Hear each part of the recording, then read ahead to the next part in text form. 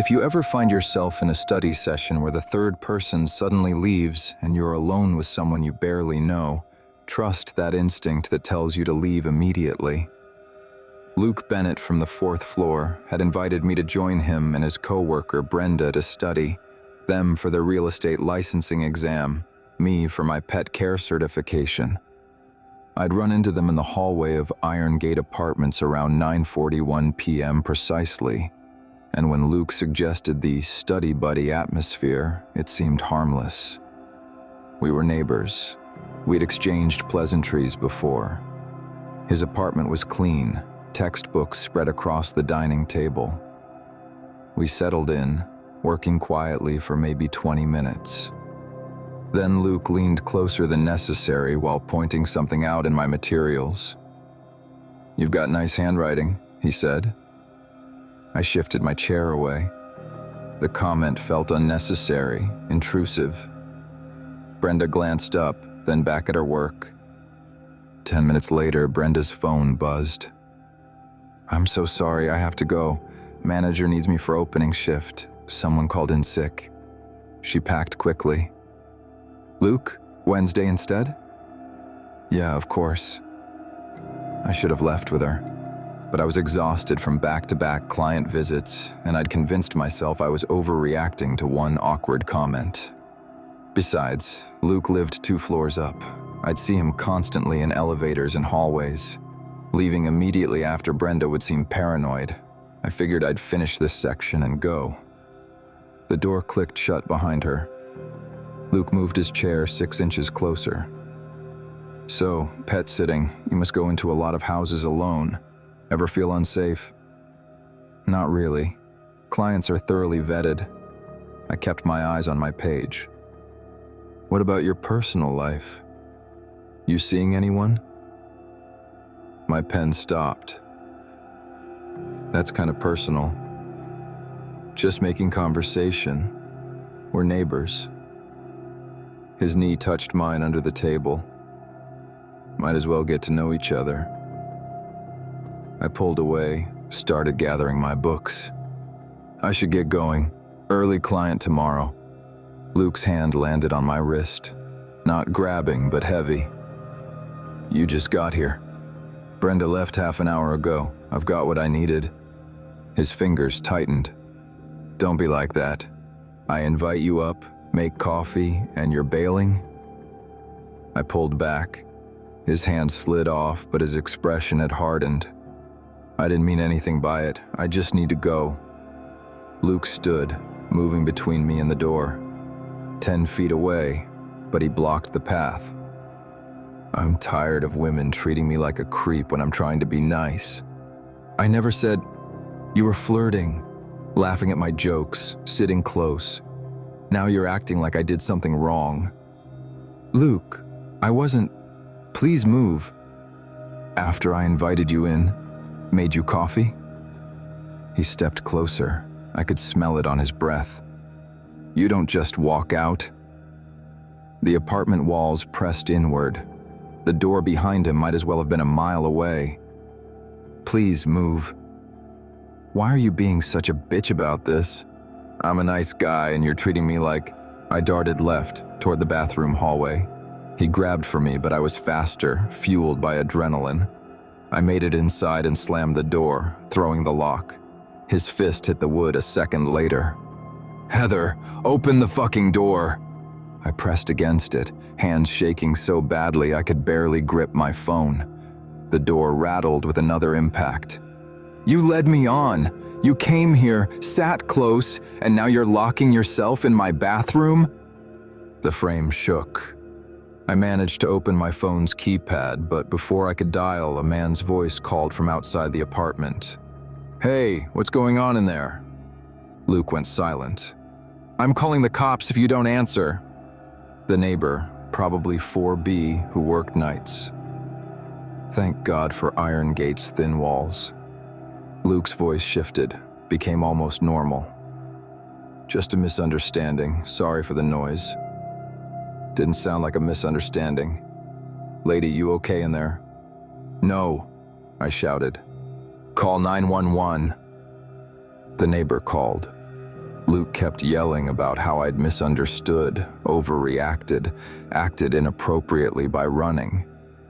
I stayed locked in that bathroom until I heard sirens, until police knocked, until Luke opened his door and officers escorted him out. The police took statements. The neighbor had heard Luke hitting the door, yelling. They arrested him for assault. I moved out 2 months later. I still tense when someone invites me to study, when I'm alone with someone I don't know well. That feeling of someone standing between you and the exit doesn't go away. When someone makes you uncomfortable and you're alone with them, leave. Don't worry about being polite. The embarrassment of overreacting is nothing compared to what can happen when you don't.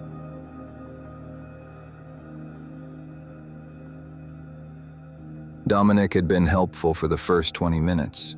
He'd explained the statistical concepts I'd been struggling with, shared his notes, even offered genuine encouragement about my job search.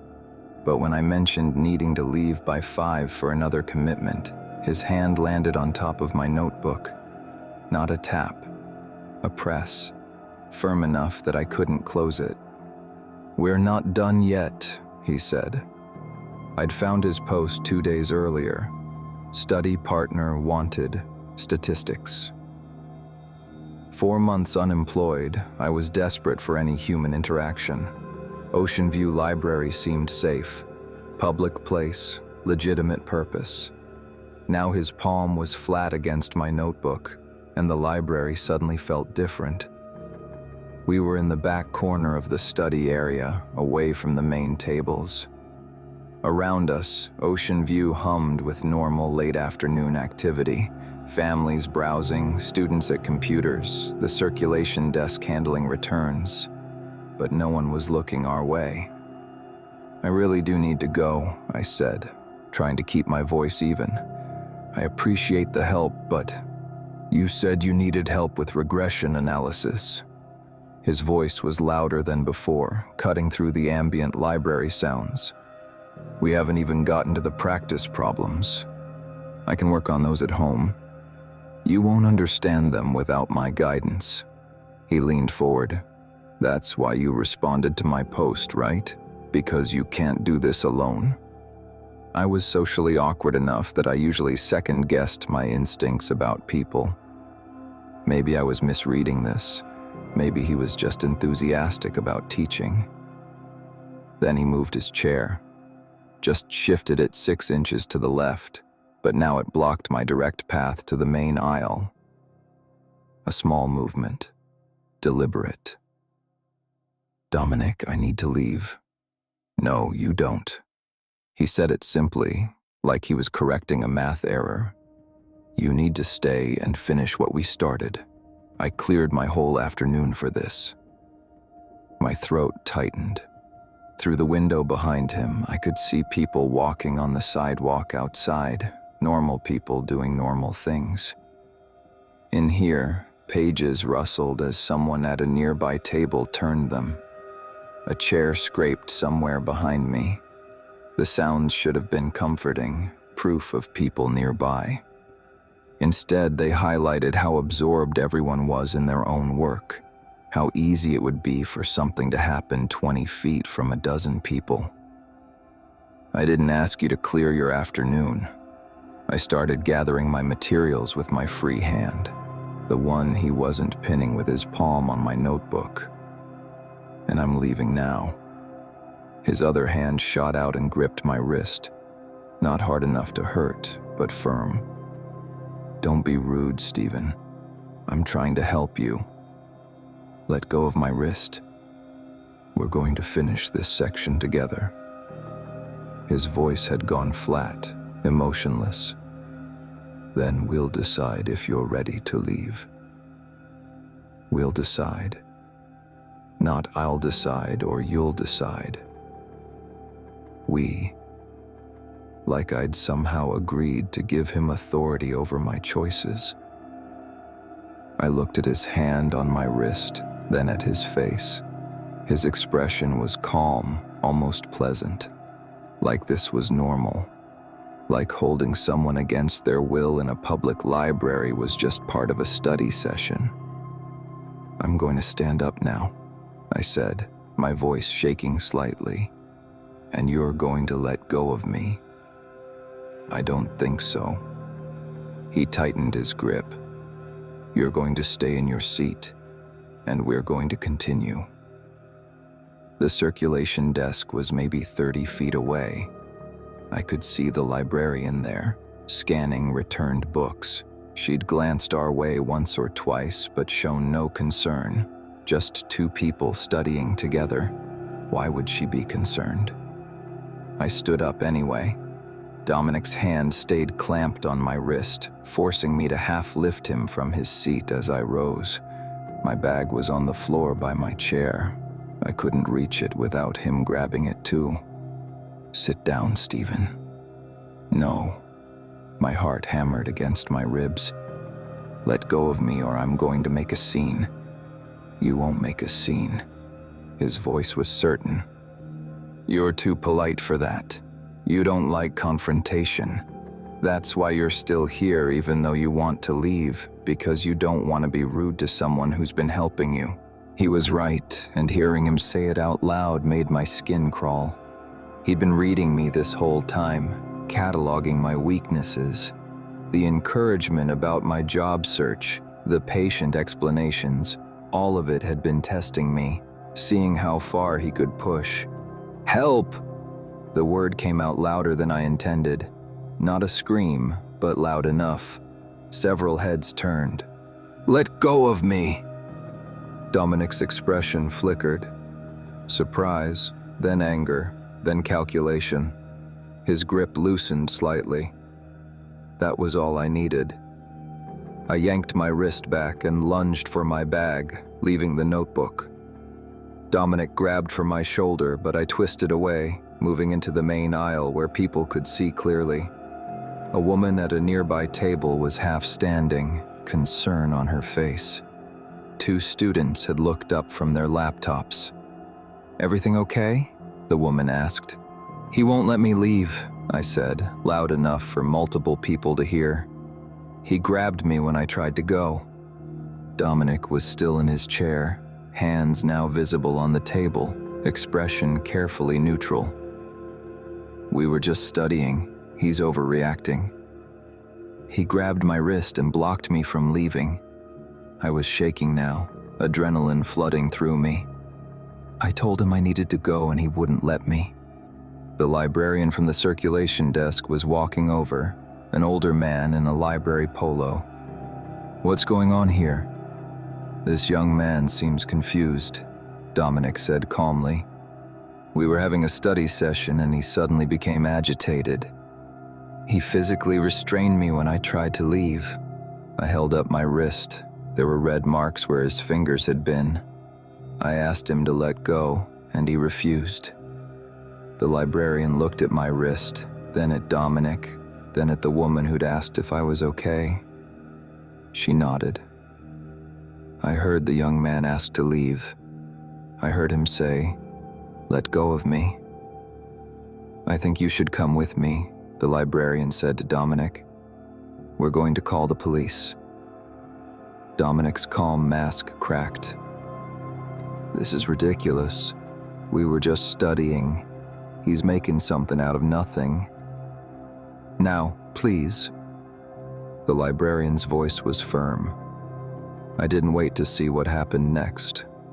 I walked quickly to the front entrance, my bag clutched against my chest, my notebook abandoned back at that corner table. The late afternoon sunlight hit my face as I pushed through the doors, and I kept walking until I was a block away, until the library wasn't even visible anymore. My wrist throbbed. I could still feel the exact pressure of his fingers, the certainty in his voice when he said, "We'll decide." I never went back to Ocean View Library. I finished my statistics course online, alone in my apartment, the way I'd been doing everything else. And I never responded to another study group posting, no matter how isolated I felt. If someone won't let you leave, you don't wait to find out why. You make noise, make it public, get to safety.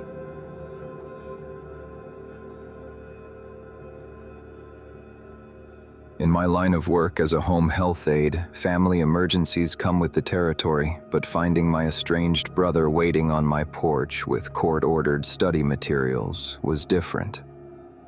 Zachary and I hadn't spoken in 2 years, not since his addiction tore our family apart. But there he sat during my lunch break on Hernandez Road, a thick sobriety program workbook in his lap. He claimed 60 days clean, desperate for help studying. He'd fail and go to jail without passing this test. I let him in. We sat at my kitchen table. He opened the workbook to relapse prevention strategies, asked me to quiz him on warning signs and coping mechanisms. Through my window, I could hear my neighbor Steven's hedge trimmers buzzing in his yard. Normal Tuesday sounds. Then Zachary's hand started shaking, just slightly. The pen jumped as he tried to fill in a worksheet. He put it down, rubbed his hands together. Just nerves about the test.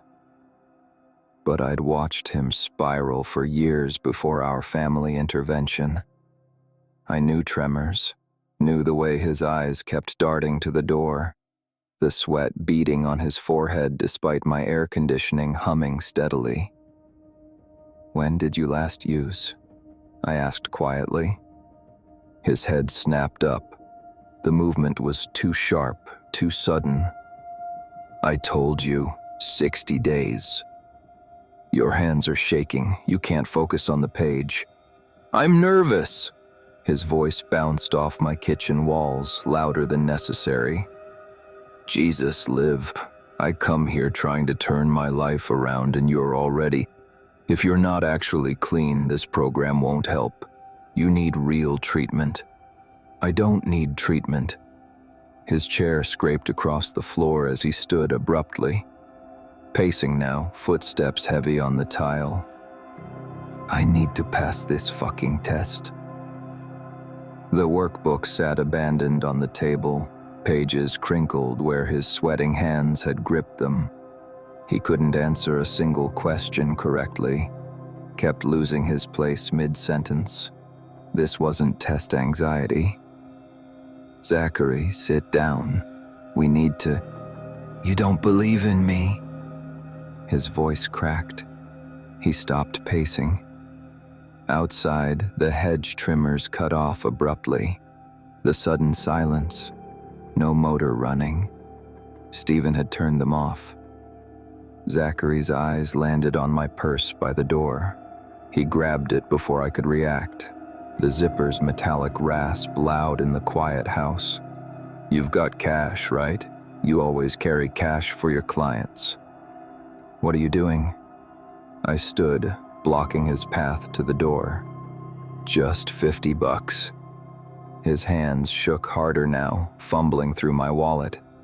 "I'll pay you back after the test, I swear." "You're not taking my money." I reached for the purse. He yanked it back and the contents scattered across the floor. Wallet, keys, phone hitting tile with sharp cracks, pepper spray rolling under the table. "I'm your brother.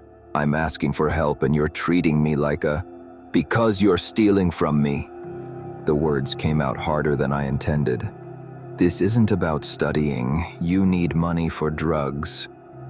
His face went blank. No expression at all. Then his jaw clenched, muscles jumping under his skin. "You think you're better than me." He kicked my purse aside, the sound of fabric sliding across tile. "Living in your nice house while I'm struggling." He started opening drawers. The wooden slides screeched as he yanked them out. Silverware rattled. "Mom's jewelry. She said she gave it to you." "Get out of my house." My pulse pounded in my ears, nearly drowning out the sound of cabinet doors banging open. "Not until I get what I came for." Dishes clinked as he shoved them aside, searching. The overhead light flickered when he slammed one cabinet too hard. "There is no jewelry. Mom sold it for your first rehab." He whirled around, heavy scissors in his hand, the kitchen ones I used for packages, metal glinting. "You're lying. You always lie about me." My breath caught. "Zachary, put those down. Make me." He took a step toward me, his footsteps deliberate, the scissors pointed at my chest. "You wanted me to get help. This is me helping myself." I backed against the counter, cold edge pressing into my spine. Through the window, movement, a brown delivery truck pulling up. Luke, the regular UPS driver.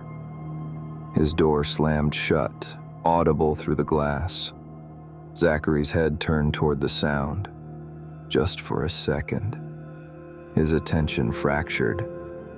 I ran for the back door. My hands slapped against it, throwing it open. "Stephen!" My voice cracked as I screamed his name. Stephen dropped his trimmers. They hit the ground with a metallic clatter. He saw my face, saw Zachary behind me in the doorway. I ran across the yard, my footsteps pounded on grass, then Stephen's wooden deck. He was already on his phone, pushing me behind him even though he was 75. "Police! We need police at 847 Hernandez Road. Man with a weapon threatening his sister." Through Stephen's window, I could see Zachary standing in my backyard. He still held the scissors. He looked confused, like he couldn't figure out how he'd gotten there. The delivery driver, Luke, had stopped on my front walk, phone to his ear. Car doors were opening across the street, neighbors drawn by the screaming. Zachary saw the driver, saw Stephen on the phone, saw me watching from safety. The scissors dropped from his hand, hitting the grass without a sound. Then he ran. Police found him 2 blocks away, incoherent and clearly high. The court-ordered workbook was still on my kitchen table, open to recognizing triggers and making healthy choices. I changed my locks, got a security system. But the worst part isn't the fear, it's the guilt. Wondering if I'd just helped him study, maybe things would have been different. But the test was never the point. I was just convenient. When someone shows up desperate to prove they've changed, trust your instincts. Look at their hands. Look at their eyes. No amount of shared history is worth your safety.